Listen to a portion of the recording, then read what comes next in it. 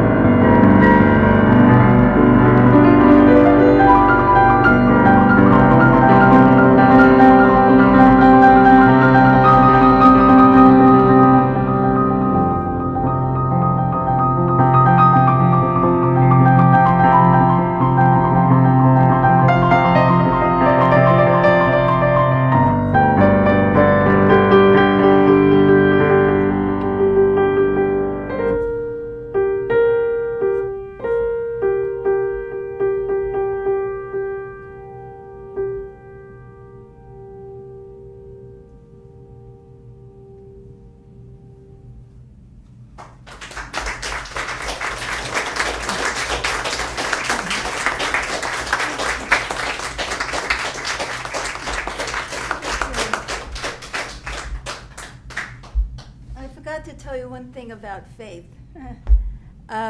We bought this piano. We got it, the other one, in February, the middle of February, on Valentine's Day. And 2 weeks later, I fell and broke my left arm.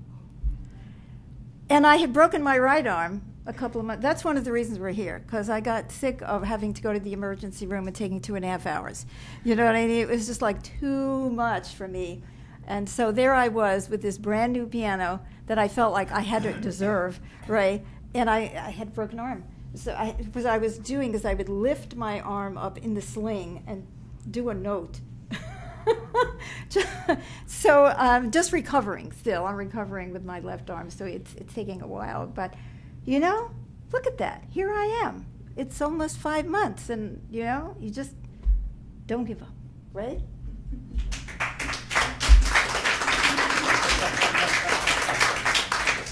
I don't have to be able to lift my arm as long as I can get to the piano. That's all I cared about. That was my physical therapy. So, let's see. Is this too loud for you in the front? Are you're okay? All right. Oh my God, how can you stand?